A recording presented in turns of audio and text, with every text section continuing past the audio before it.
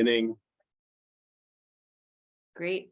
Thank you, Michael. Welcome again, everyone, to our MRN Farm Bill 101 webinar, a special part of our River Days of Action. We're really delighted that you're here with us today, and I'm so excited to host Jesse Womack from the National Sustainable Agriculture Coalition, Duane Hovorka from the Izaak Walton League of America, and Liz Rupel from the Illinois Stewardship Alliance for today's webinar. My name is Maisa Khan. I'm the policy director for the Mississippi River Network based out of St. Louis, Missouri, where it's gorgeous. And I do have people working on my house, so you might hear my dogs in the background at some point. But before we get into today's presentation, I just wanted to share a little bit more about MRN and our River Days of Action programming for those of us joining us, for those of you who are joining us and are not familiar. But today's event is part of the Mississippi River Network's River Days of Action. It's our first virtual event of River Days of Action this week. So we're really excited that you all are here kicking things off on a wonderful note. River Days of Action is bringing together thousands of people from June 7th through June 12th for over 30 events hosted by more than 40 organizations and community partners. Together with our neighbors in nearly all 10 main stem Mississippi River states, we're taking action to create a healthier river for people, land, water, and wildlife. Founded in 2005, the Mississippi River Network has grown into a diverse and powerful coalition of 63 nonprofit organizations and businesses from the river's headwaters up in Minnesota to its mouth in Louisiana. Our network implements the only national public engagement and advocacy program of its kind for the river. That's called the One Mississippi program. And our One Mississippi program has inspired thousands of actions and grown a community over 20,000 river citizens. From armchairs to wading boots, river citizens are everyday people that the river can count on. River citizens speak up for the people, land, water, and wildlife of our Mississippi River watershed and take action in simple ways that make a big difference. Together, we can protect the river for future generations. Today, when you take the Universal River Days of Action, which I'll talk about more in a minute, you will automatically join us as a river citizen if you aren't already, and receive email updates from the One Mississippi program with more ways to get involved. So now you are invited to join hundreds, and we hope thousands, of your fellow river citizens who are speaking up during River Days of Action and calling on Congress to restore our Mississippi River. Our mighty Mississippi provides drinking water for more than 18 million people and habitat for over 780 animal species. What's more, the river supports 1.3 million jobs and provides 400 billion in ecosystem services annually. The river is the lifeline of our country and provides us with so many gifts. It's time we gave back, right? We can make a difference today by taking 30 seconds, and we will take 30 seconds together to send an email to Congress urging their support in restoring our Mississippi River. I'm going to copy and paste the action in the chat here. So if you click on this link, that's going to take you to our action that is supporting investments in clean water, reducing aquatic invasive species, increasing healthy habitats, and supporting nature-based solutions to flooding. So I will pause here and invite everyone with us to join in this River Day of Action. This is our unifying action that we're hoping everyone who participates in our River Days of Action events will take together. I'm going to pause and let folks take a couple seconds to fill out this action.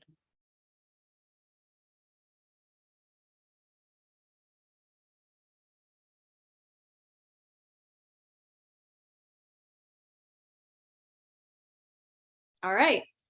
Round of applause for our first batch of river citizens taking advocacy action to restore our river. And you're going to learn a lot more about the amazing work that happens through our Farm Bill to restore our Mississippi River and other water bodies in the basin. But before I turn it over to Jesse, I'm going to go through a couple of housekeeping items real quick. If you have questions at any time during the presentation, feel free to type them into the chat. I'll keep an eye on questions and we'll have time for Q&A at the end of Jesse, Liz, and Duane's presentations. As I said at the top, we're recording this webinar. We'll share a link to this recording to everyone who registered, and you can also subscribe to our One Mississippi YouTube channel where we'll post this video in a couple days. And to make this event more accessible, we have turned on closed captioning and auto transcription. So if you see the auto transcription happening at the bottom and you are not in need of that, all you need to do to turn it off is click that caret next to the CC icon on the bottom of your Zoom screen, and you can select hide subtitles there. And we'll go for about an hour, and that includes Q&A time at the end of the presentations. So with that, I am going to turn it over to our first presenter, Jesse, to get us started. Thanks, Jesse. Thank you, Misa. Hey, everybody, Jesse Womack, pronouns he, him. I cover conservation policy for the National Sustainable Agriculture Coalition. A couple words on who NSAC is. That's our acronym.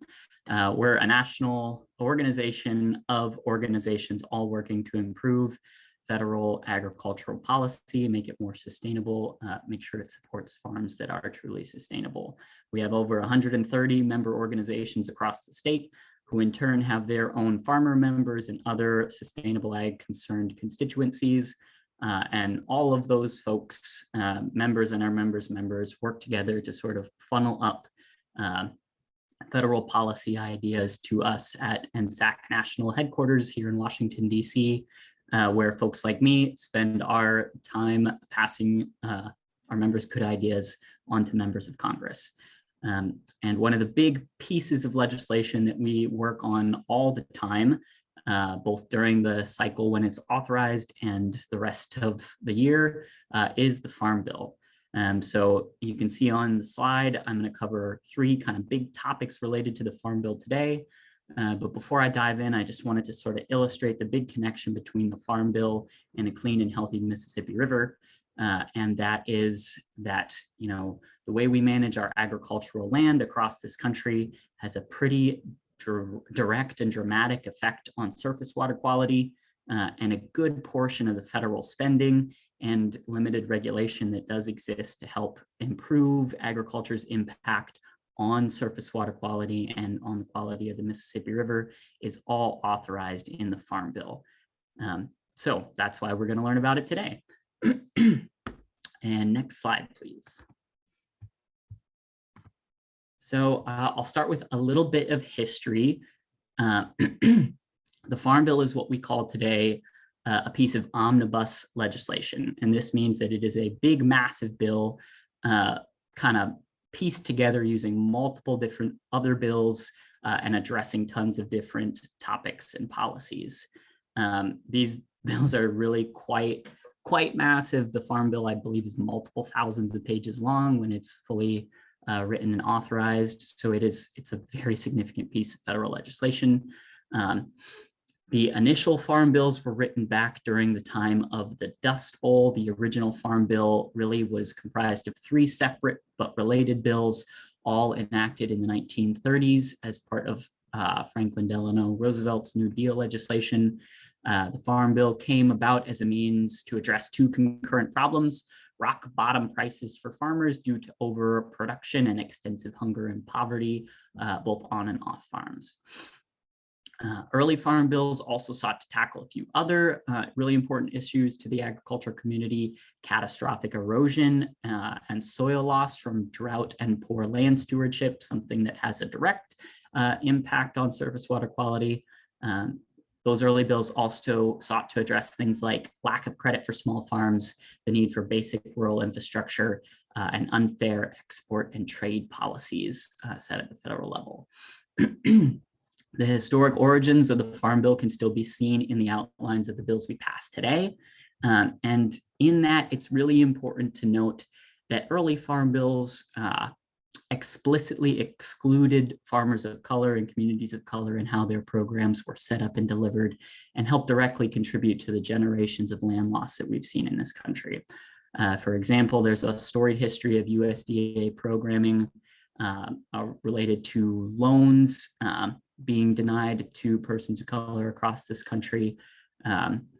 Pretty clear example of how inequity and discrimination can be baked into this bill and how it has created problems across the landscape throughout history.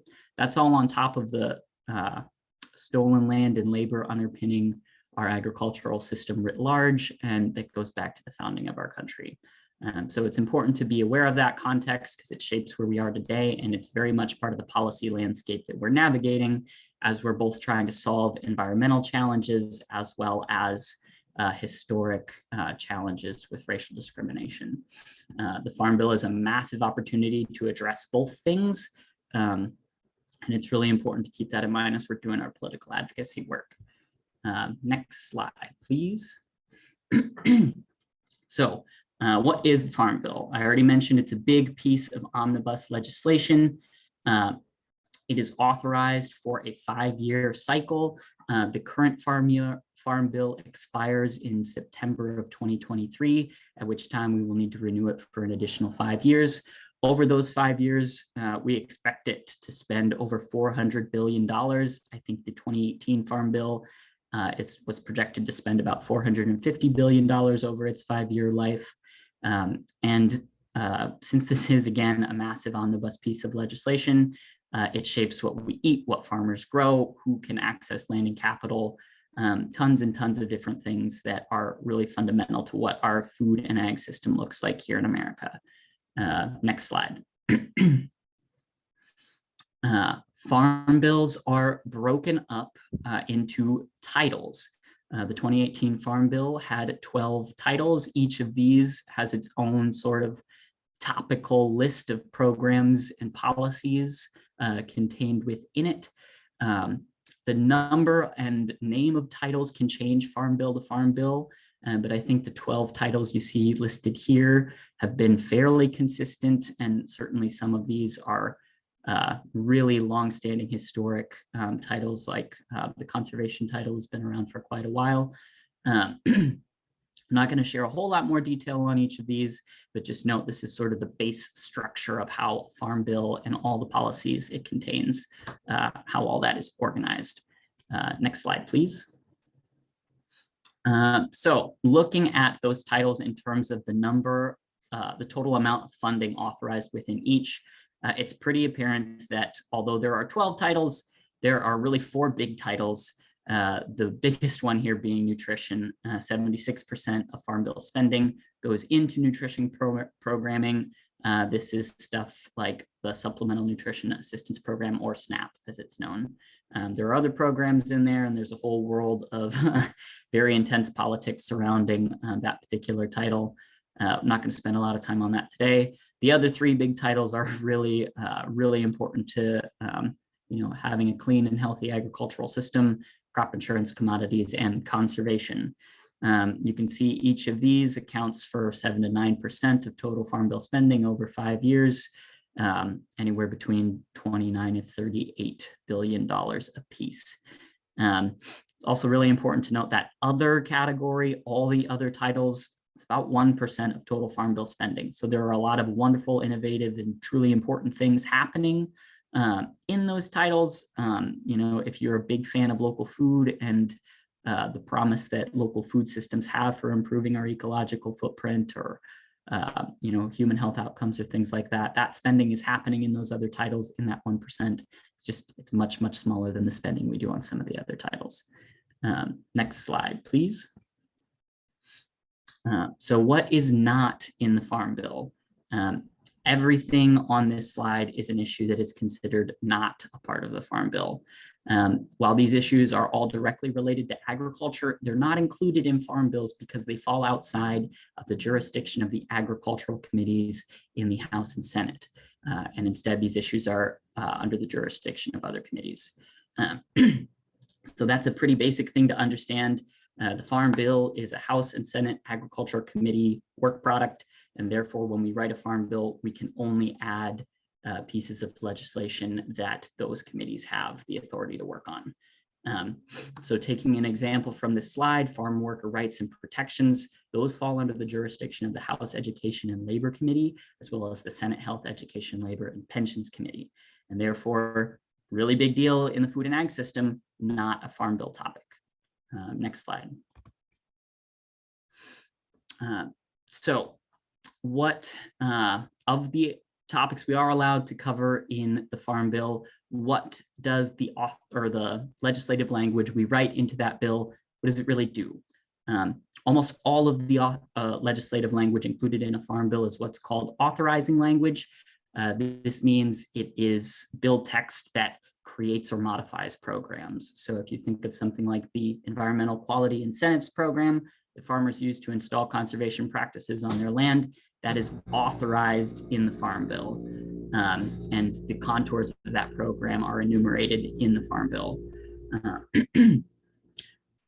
What exactly is authorized can be done in a really specific way, but often certain complexities are left for the agency responsible for implementing a program to figure out, and those get handled in what are known as rulemakings and through public comment periods and things like that. But Farm Bills almost always include some pretty significant language about how a given program should work. Importantly, like how long that program should continue. Is this program authorized for the full length of the Farm Bill, all 5 years, or is it a pilot program that will only operate for 1 year and then need to be reauthorized in a future Farm Bill? Those are the examples of detail that might be tackled. Also really important is the type of funding attached to a given program that has been authorized. There are two types of funding, mandatory and discretionary. Mandatory is funding that will be available for that program the entire time it is authorized in the Farm Bill, and that is funding that the authorizing committee, the House and Senate Agriculture Committee, can make available themselves the day they pass the Farm Bill. Discretionary funding is different.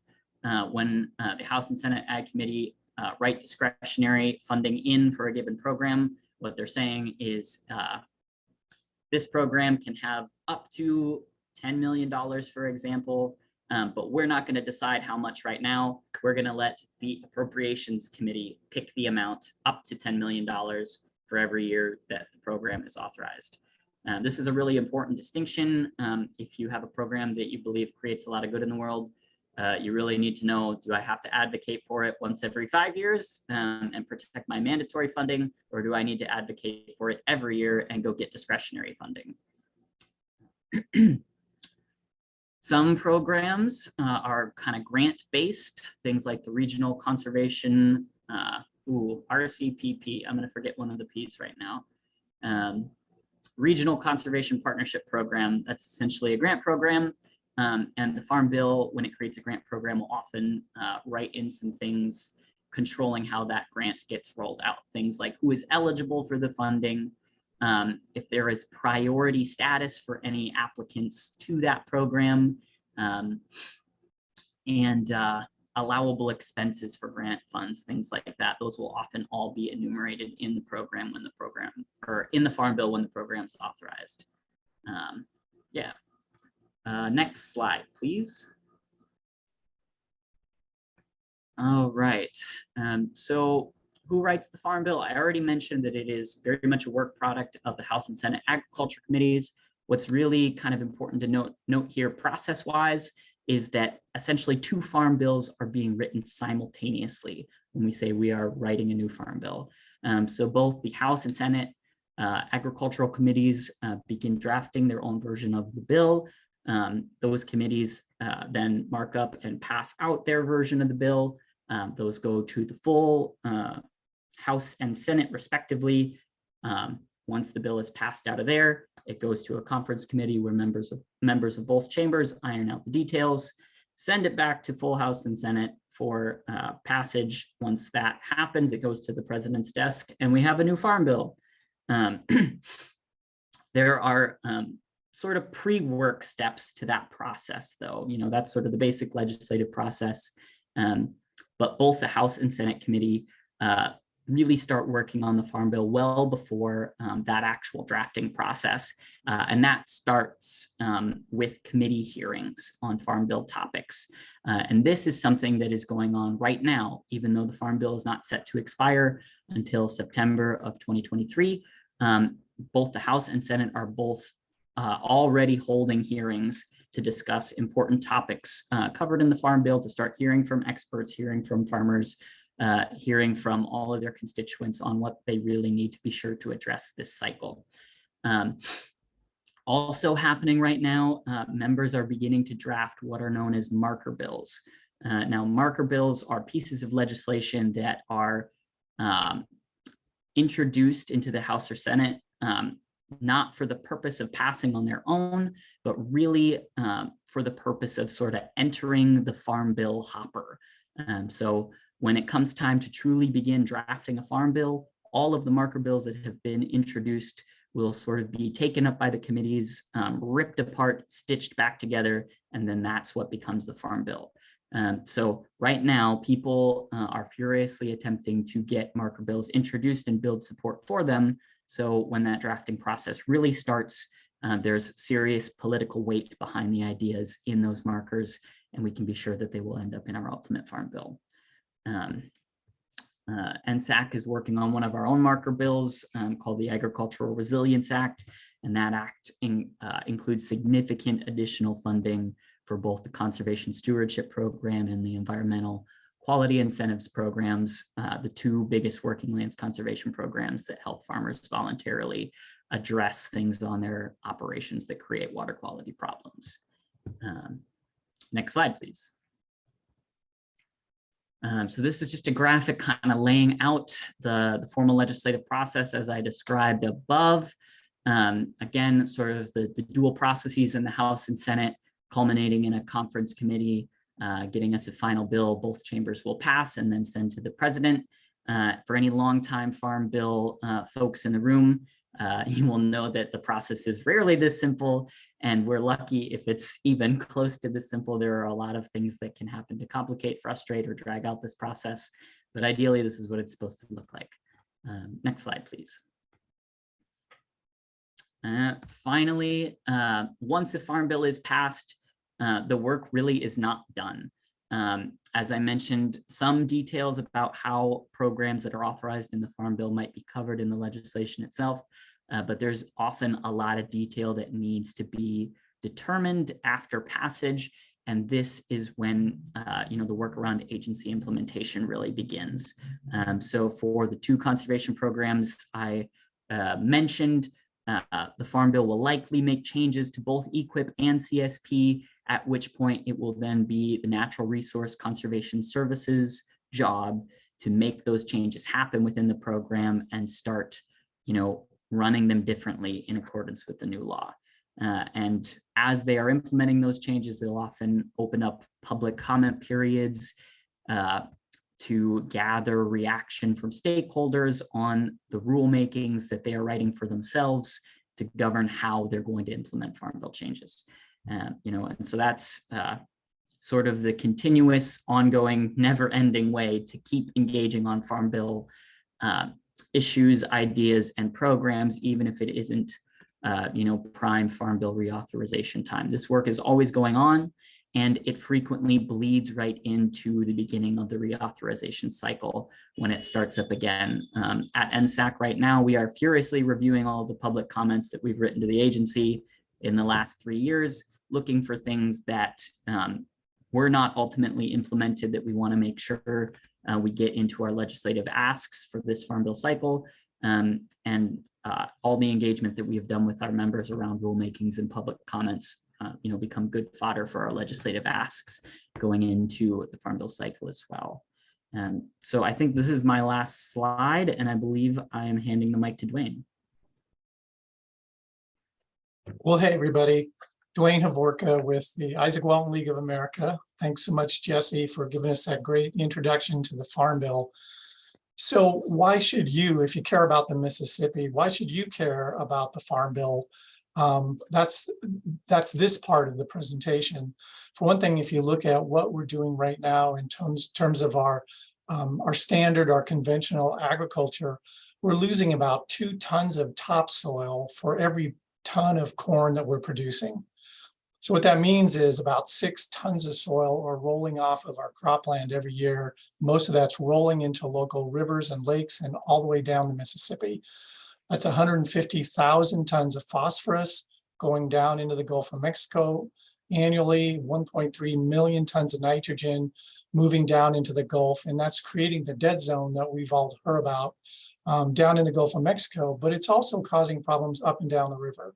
It's your local stream, your local creeks, your local lakes and reservoirs that are seeing the first impacts of not only the nitrogen and phosphorus and the sediment and the bacteria that's coming off those livestock operations. So the Farm Bill has some solutions to some of these problems. So next slide. I want to talk real briefly about soil health, because healthy soils are something farmers are talking all about. And I think more and more we're hearing about it in the policy realm. And that's because if you look at, what I talked about, that 6 tons of per acre of soil that's rolling off, that's a result of our conventional farming practices.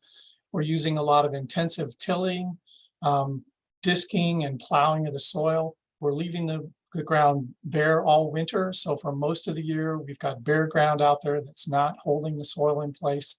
You've got very monoculture system with one crop year after year, or maybe alternating crops like corn and soybeans. We're using a whole lot of chemical nitrogen and phosphorus to make up for the degradation of the soils that's resulting because of the way we're treating it. The first steps towards soil health are things like conservation tillage. So reducing the tillage, starting to plant cover crops over the winter. So there's green plants that are growing in the soil all year long. We're looking at things like rotating the crops more and doing some basic nutrient management. If you add all those together, we can reduce the nutrients, the nitrogen that's running off of that land by something like 30 to 40%. We can reduce the phosphorus and the sediments by 30 to 75%. And we can start to put carbon in the soil to restore the soil organic matter that historically was there.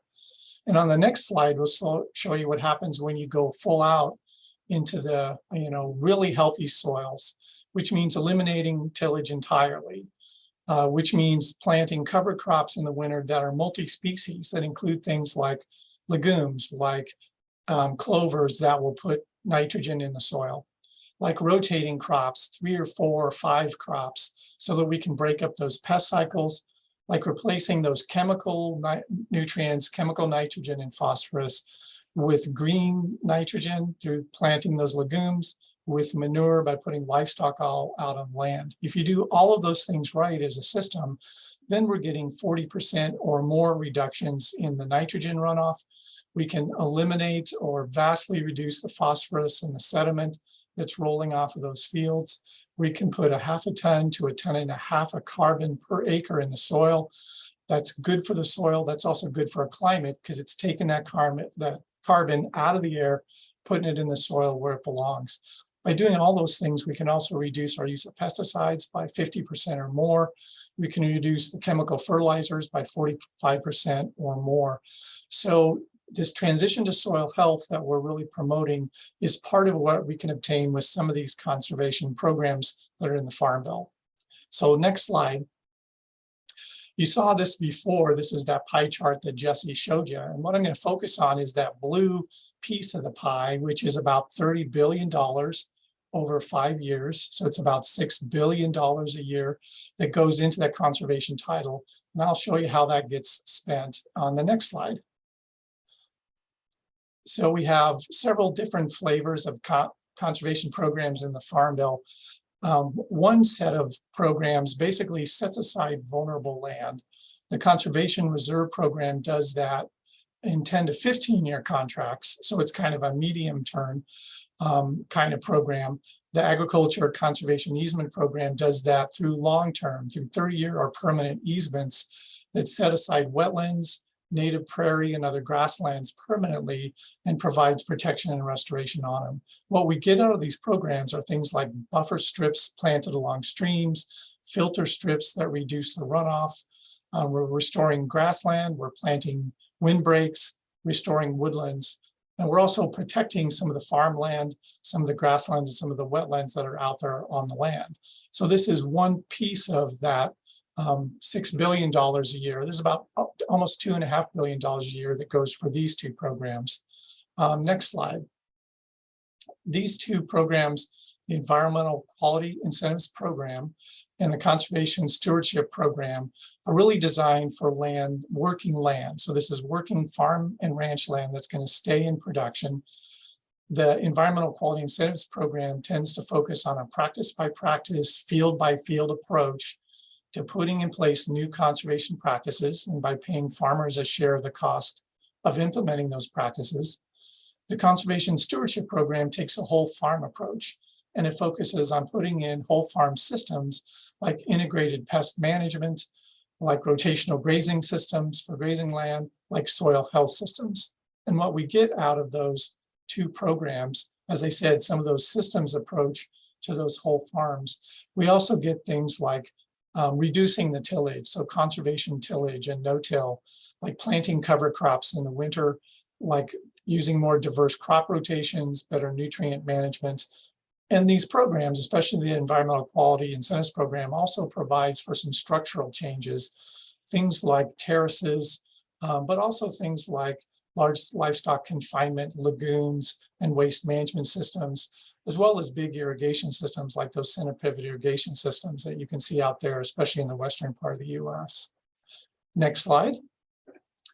The Regional Conservation Partnership Program is a program that tries to bring all of those other programs together in one place to provide all of those different kinds of contracts, all those different practices, a share of them in a particular watershed or area focused to address a particular problem. So this is a program where we try to partner with the state and local agencies and non-governmental organizations to address a particular problem that we've got in a watershed or an area through a targeted set of practices that will be the best ones to address those problems that we have there. So it's a great way to leverage state and local funds and to also put conservation on the land in particular areas. So those are the 5 basic conservation programs. The next slide will show you conservation technical assistance. That's the money that we appropriate through those annual appropriations bills that Jesse talked about. And what that provides is basically that natural resources conservation service staff. So those are the field office people who work with farmers, who help them develop conservation plans for their farms and for their ranches. It provides a lot of education and outreach to farmers and to landowners. And that conservation technical assistance is another $760 million a year this year, on top of that $6 billion a year, which mostly goes to farmers. And this helps us provide that infrastructure of soil health planning, soil health education, but also general conservation planning for farmers. So next slide. There's a couple other things that are important parts. In addition to the money that we spend to help farmers do the planning and to help farmers pay for a share of the cost of implementing all of those conservation systems that we love to see, there's 3 important provisions in the Farm Bill that are designed as kind of a compact between us taxpayers and the farmers. And they're called Swamp Buster, Sod Buster, and Sod Saver. Swamp Buster is a provision that says if a farmer wants to have access to all those conservation programs, but also commodity payments, subsidized loans, subsidized crop insurance from the Department of Agriculture, they have to protect the wetlands that are on their land. So they can still farm them, they can still use them, but they can't drain them or they can't fill them in order to try to crop the land. Sodbuster says that farmers who accept those same conservation benefits, commodity crop insurance loan and conservation benefits, also have to have a soil conservation plan in place for the most highly erodible soil in the country. That's about 1/4 of our cropland, about 100 million acres of cropland that's considered highly erodible. And all it says is that farmers have to have some kind of plan in place that's going to reduce the erosion on that land. And the third provision that's out there is called Sod Saver. It only applies to farmers in the 6 prairie pothole states up in the northern part. So that's the northern part of the Mississippi Basin. And what it says is that if a farmer breaks out native sod in those areas, so if you're breaking out native prairies, then you got to pay a penalty for that, which means that the subsidies that you would otherwise get on the crop insurance that you buy when you plant crops on those acres is going to be reduced. So you're not going to get as much of a subsidy as you would if on the land where you're not newly breaking out native prairie. So those are some key provisions that really impact conservation on the land. And that's kind of the quick story on what's in the conservation provisions of the Farm Bill. So let me turn it over to Liz Rupel, and she's going to tell us about what this looks like locally. Thanks, Duane. Yes, so hey everyone, I am Liz Rupel. I'm a lead organizer at the Illinois Stewardship Alliance. We are a nonprofit membership-based organization. We're statewide, small but mighty staff, like all the way down at the tippy bottom of Illinois to Chicago and in between. So I'm going to be talking about our work at the state level and how we're kind of shifting some of that work to focus more on the Farm Bill. A little bit more about the Alliance. We have realized for years and years that our food and farm system has evolved away from one that centers farmers and community diversity to one that favors consolidation and corporate control. So the results of that have been devastating to the health and wealth of communities and climate. So we believe the only way to reverse that trend is to bring more transparency to this system and return power to the hands of farmers and eaters. And we say eaters, that basically means consumers, but it's just a fun way of saying consumers. So we do that by building leadership among our farmer and eater base, building relationship with policymakers, and unlocking the democratic process so that our members can more fully engage and create change. So we like to say that we are farmer driven and eater powered. So that means we work closely with the heart of the food system, the farmers, and we work with eaters to shed light on those issues and use their purchasing power and political power to create change. How we do that, on the screen you'll see those two caucuses. So we have a soil health farmer caucus and a local food farmer caucus. Those are two groups at the Alliance where farmers come together who are passionate about either local food production and all the things in between, and soil health and climate, and all the things in between, like water quality and many of the topics Duane was just talking about, those conservation programs. So we connect with them and they connect with each other to help shape our policy agenda. So they explore barriers that maybe they're dealing with, or they know their neighbors are dealing with, or more broad issues of just the farm system in general.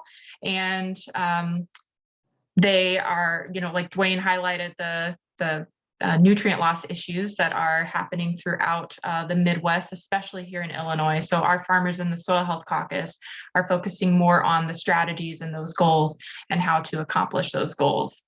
So we're trying to drive adoption of regenerative and diversified farming practices, raise awareness of issues, and educate our decision makers. And we hope that by doing all of this, we can recreate our food system so that it can benefit all of us. If you can switch to the next slide, Michael. So we use policy as a tool. We know that we can't solve it all, but if we use this really important tool, we can try to bring change and build power.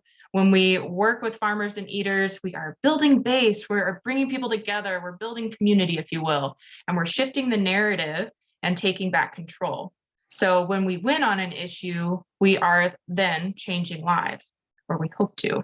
When these are accomplished, we have successfully built good power for ourselves and for the organization too. So community organizing, that big piece I just mentioned, and then policy, using that as a tool to win on issues.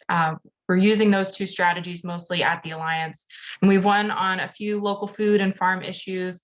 I just want to quickly highlight stories because those are so important.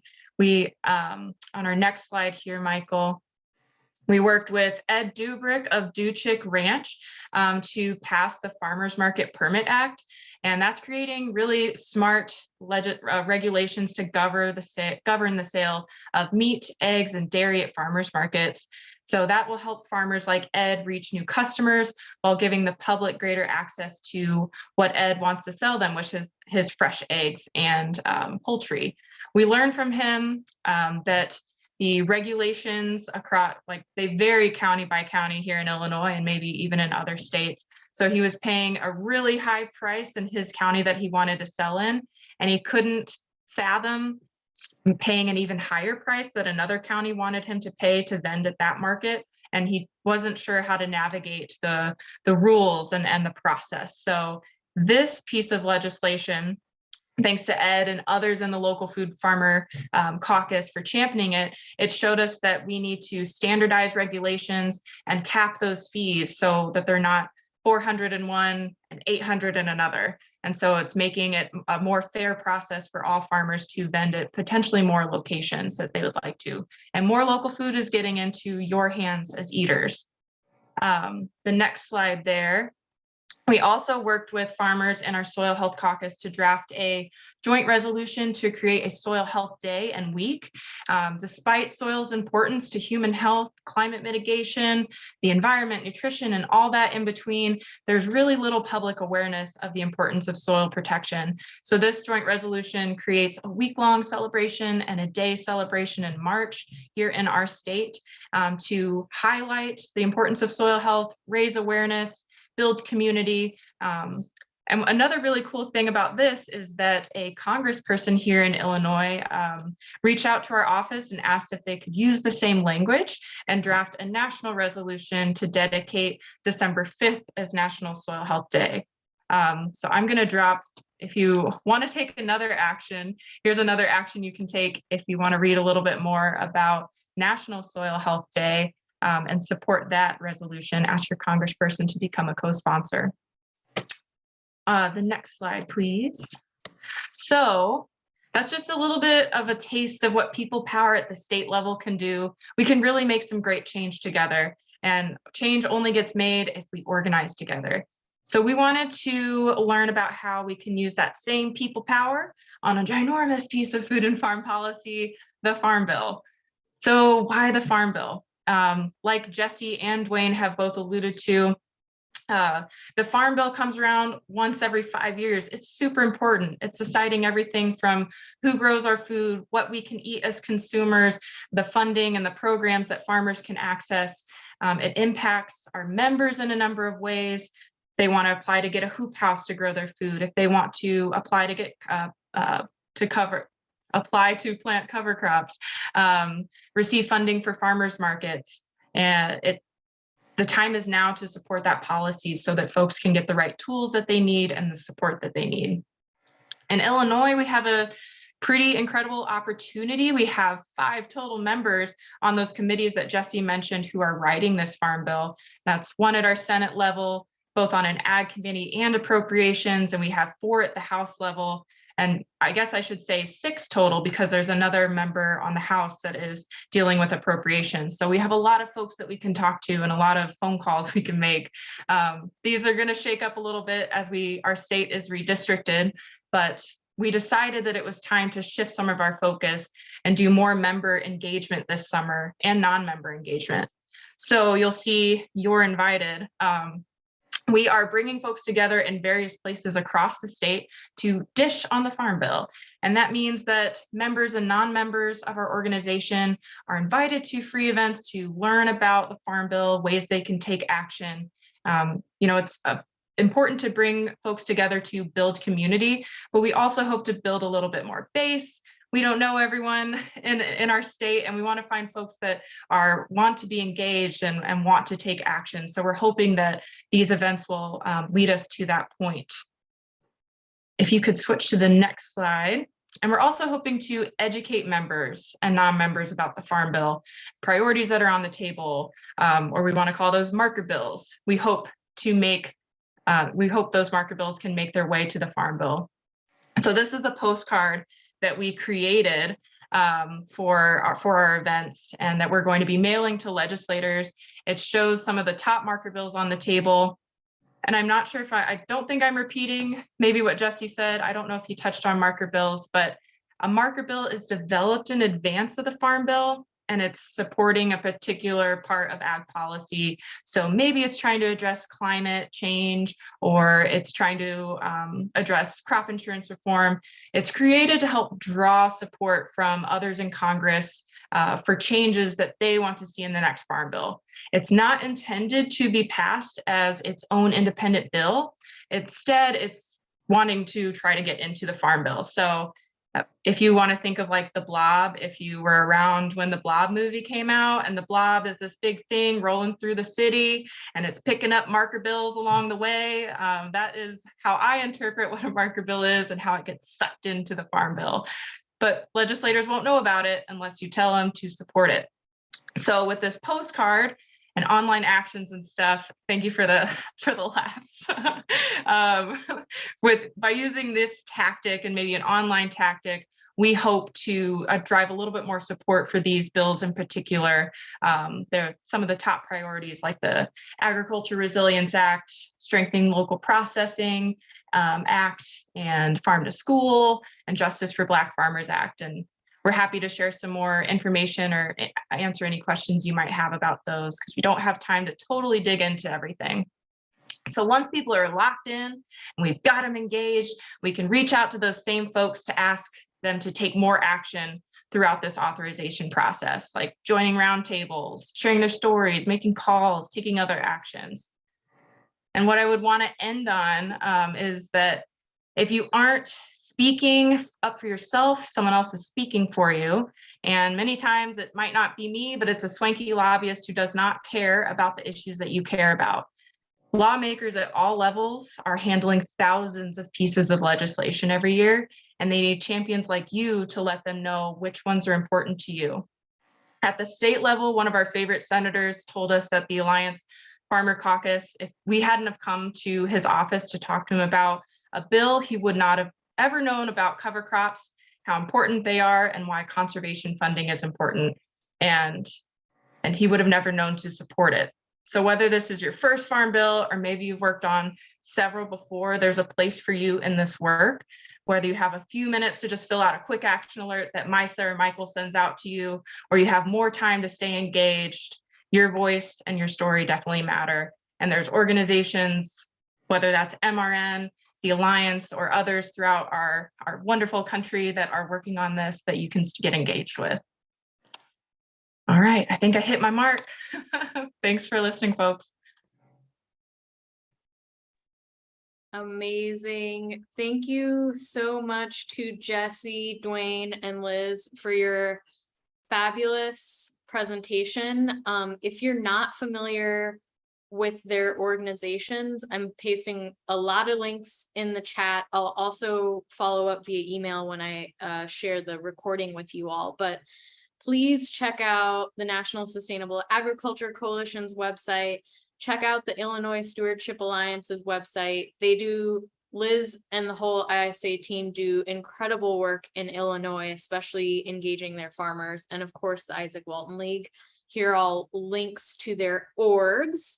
And as I read 2 questions that came in the chat, if you have other questions for Liz, Duane, or Jesse, feel free to use the raise hand feature that's in the reactions. If you want to just speak your question, I can call on you after we go through the 2 that we have in queue, or type your question in the chat. We'll spend the next 9 minutes further trying to download all the amazing information that these 3 fabulous presenters have in their brain at all times. So first question from Mary Ellen was, how can we stop giving cost share to farmers to till sea slope lands? And I think this came in when Duane was presenting, but I'll open it up to any of my presenters to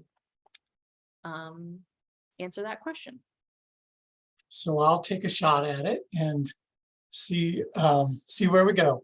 The bottom line is Congress would need to change the law. So those eligibility requirements for getting program benefits, for getting the cost share, the incentives that are in place to help farmers, the money that's in place to help farmers is based on them meeting some really basic requirements in terms of sod buster and swamp buster that I talked about. But we would need Congress to change the law in order to reduce the tilling on like those highly erodible slopes. And it could look like a lot of different things in terms of doing that. But I mean, the bottom line is that's what the Farm Bill does, is it writes the laws around those programs and who's going to get the money and who can't get the money. And so that would be something that would need to get written in the next Farm Bill. And I will add that, as far as things that we can do to help make that possible, changing that particular law, increasing the conservation compliance that is required of farmers is incredibly politically difficult. Commodity organizations burn a lot of political capital making sure they don't face increased requirements to access their favorite programs. So everyone on this call can call their congressperson tomorrow and say loud and clear, I think we need stronger conservation compliance. And you wouldn't have to hardly say any more than that, but it would make a difference. That is an important message to get out there. Thank you, Duane and Jesse. Question from Nancy. Who monitors the programs to make sure the farmers follow the guidelines to receive Farm Bill money? So it's basically the Natural Resources Conservation Service, which is an agency of the U.S. Department of Agriculture, the same employees who help farmers design conservation plans and help them fill out applications to get the USDA money to help put in place those practices, are responsible for following up to make sure that they actually did what they said they were going to do, that they met the obligations that are in the contract for them to get the money. So it's basically the Department of Agriculture and their employees who police, if you will. They're the ones who follow up to make sure that the farmers did what the contracts required them to do.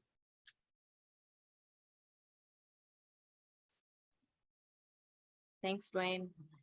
While I ask some questions I have, again, if you have a question, feel free to throw your hand up.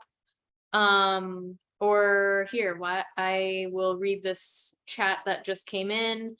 I think we can take at least 2 additional questions. So if you have a question, please ask it. So Tim asks, crop insurance seems to encourage current bad practices and monoculture growing of corn or soy. How can we break that cycle so farmers can grow better crops and more diversity?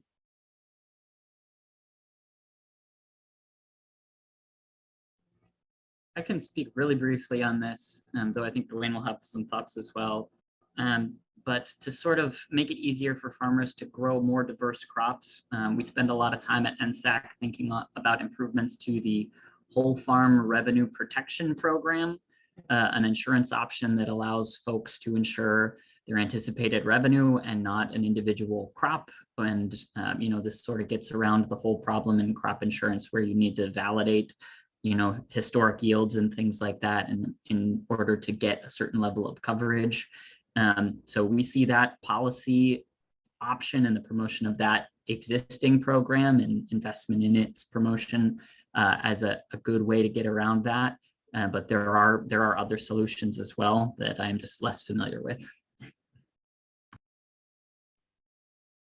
Yeah, what Jesse said, I think that's a great way to encourage more diverse crop rotations with the whole farm revenue insurance and improving that product so more farmers can take advantage of it. And so farmers aren't pushed so much towards those monocultures. And we're also trying to help the system, change the system, so that it recognizes that those benefits, like those soil health benefits that we talked about, which also reduce the risk to farmers, are rewarded by farmers with kind of a good driver discount for adopting those practices. And that's something right now the current system doesn't recognize the benefits of those conservation practices on reducing their risk that they're going to have a bad year if it's a really dry year or a really wet year.